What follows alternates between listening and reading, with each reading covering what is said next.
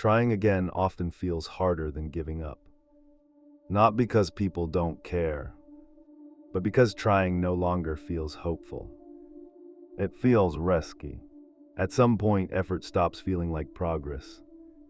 It starts to feel like exposure, like standing in front of the same outcome again, already knowing how it ends.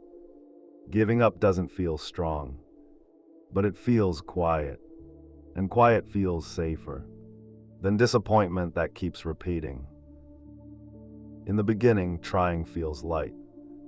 You act because you believe something might improve. You don't think too much about the cost. You apply, you show up, you speak, you hope. But after enough disappointment, effort begins to change. Trying no longer feels like movement.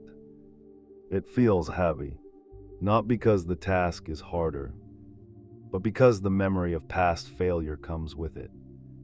Every new attempt carries old weight. New jobs, new plans, new ideas, different paths, same ending.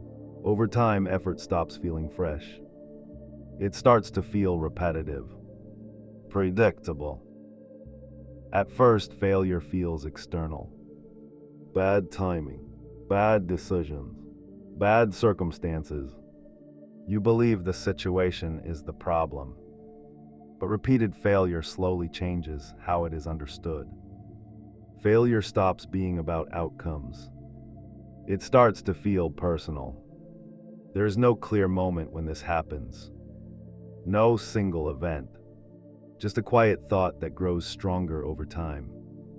A thought that says, "This is how it always ends."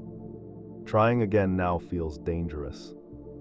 Not because of the task itself, but because of what failure might prove.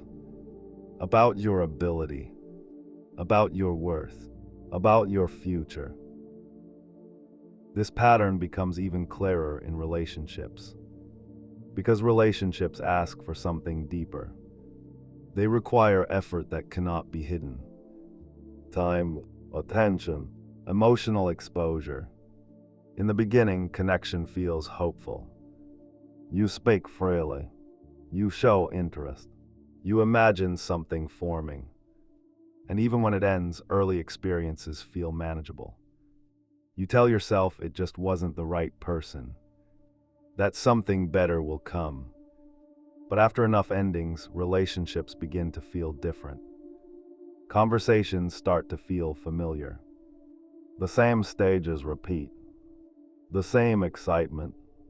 The same effort. The same distance forming. Eventually, rejection stops feeling situational. It starts to feel personal. Not just that it didn't work, but that something about you made it fail. Trying again now feels heavier. Not because you don't want connection, but because connection requires belief. Belief that this time will be different. And belief fades when patterns repeat. At some point, the question changes. From, what if this works? To, what will it take out of me if it does? And that question changes behavior. Interest becomes cautious. Effort becomes measured. Hope becomes restrained. Over time, people begin to withdraw. First from goals, then from conversations, then from people. Not because they dislike others, but because questions become reminders. And reminders bring pressure. Pressure to explain. Pressure to try again. Pressure to hope again. Avoidance becomes a form of protection. Not from failure, but from expectation. What looks like laziness from the outside often feels like survival on the inside. It is not a lack of desire. It is effort learning to associate itself with pain. Distance feels safer. Silence feels easier.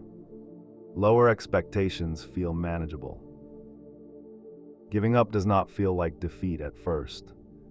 It feels like relief. No expectations to meet. No outcomes to explain. No hope to protect. There is peace in not trying. Compared to that, trying again feels heavy. Trying means reopening the possibility of disappointment. It means risking proof that the story hasn't changed. So some people stop, not because they want less from life, but because they are tired of losing the same way. Understanding this does not make starting again easy. It does not remove fear. It does not undo the past, but it explains why. For some people, giving up feels safer than trying one more time. Trying again becomes even harder when time starts to feel visible, when age becomes a quiet comparison. You notice where others are, what they have built, what they have finished, what they no longer worry about. Progress around you feels louder, when yours feels stalled, even if no one says anything. Comparison happens automatically. You begin to measure yourself against timelines that were never yours. Milestones become reminders, not of what is possible, but of what feels missed. At this stage, trying again feels humiliating, because effort now carries the risk of looking behind. Trying means admitting you are still searching, while others seem settled. So some people stop trying, not because they believe effort is useless, but because effort feels late, and lateness feels like failure, even when it is. Over time, trying stops being an action. It becomes an identity. You are no longer someone who is working towards something. You become someone who is always starting, always attempting, always adjusting, always restarting. At first, this feels resilient, but slowly it becomes exhausting, because every new attempt adds pressure to the last one. Trying again no longer feels neutral.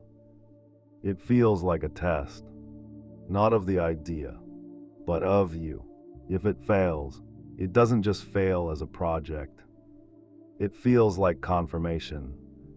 Confirmation that effort itself doesn't change the outcome.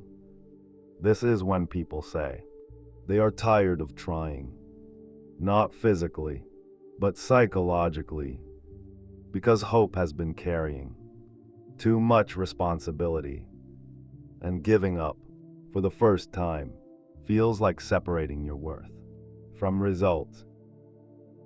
People often think those who stop trying have stopped caring, but most of the time, they cared for too long. They hoped longer than they should have. They tried until effort became painful. Giving up is not always the absence of strength. Sometimes, it is strength that has nowhere left to go.